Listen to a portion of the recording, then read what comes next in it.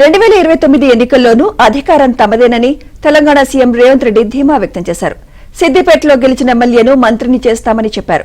తమకు వివక్ష లేదని, అభివృద్ధిని అడ్డుకోవద్దంటూ హెచ్చరించారు. ఇబ్బందులున్నా రైతుల సంక్షేమాన్ని అమలు చేస్తున్నామన్నారు. కేటీఆర్తోనో, హరీష్తోనో, చంద్రశేఖరరావు గారితోనో రాజకీయంగా భిన్నాభిప్రాయాలు ఉండొచ్చు. కానీ అక్కడ కూడా పేదోళ్ళు ఉన్నారు, అక్కడ కూడా దళితులు ఉన్నారు, అక్కడ కూడా గిరిజనులు ఉన్నారు, అక్కడ కూడా బలహీన వర్గాలు ఉన్నారు. వీళ్ళని దృష్టిలో పెట్టుకుంటే వాళ్ళకి అన్యాయం జరుగుద్ది. అందుకే ఇవాళ సిరిసిల్ల, సిద్దిపేట, గజ్వేల్ కూడా ప్రతి నియోజకవర్గానికి 3,500 ప్రకారం 10,500 ఇండ్లు ఈ 3 అసెంబ్లీ నియోజకవర్గాలలో ఇచ్చి మా నిజాయితీ చూపించుకున్నాం. 2014, 2018 కూడా మేము పోటీ పడ్డాం. ఆనాడు మీకు ఇచ్చిన అధికారం. 2023లో మీరు మేము పోటీ పడ్డాం, కానీ అధికారం మాకిచ్చిండ్రు. 2029లో మళ్ళీ మాకే ఇస్తారు.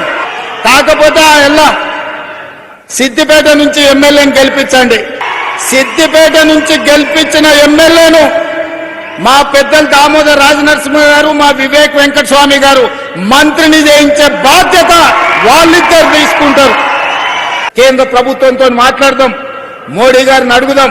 మిత్రుడు రఘునందన్ రావు గారు ఉన్నారు, కిషన్ రెడ్డి గారు ఉన్నారు, బండి సంజయ్ గారు ఉన్నారు, 8 మంది ఎంపీలు ఉన్నారు.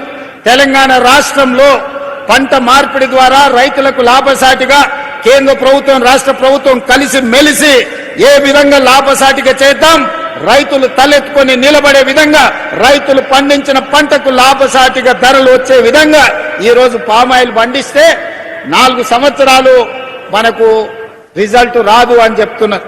4 ఏళ్లు మరి రైతు ఎట్లుండాలంటే రైతును ఆదుకోవాల్సిన అవసరం ఉంది అని ఇంతకుముందు మిత్రులు చెప్పారు. అందుకే కేంద్ర ప్రభుత్వంతో పాటు కేంద్ర ప్రభుత్వం రూపాయి ఇస్తే తెలంగాణ నుంచి కూడా ఇంకో రూపాయి తోడేసి ఆ 2 రూపాయలు రైతుకి 4 ఏళ్లు బతకడానికి, జీవనం సాగించడానికి సహకారం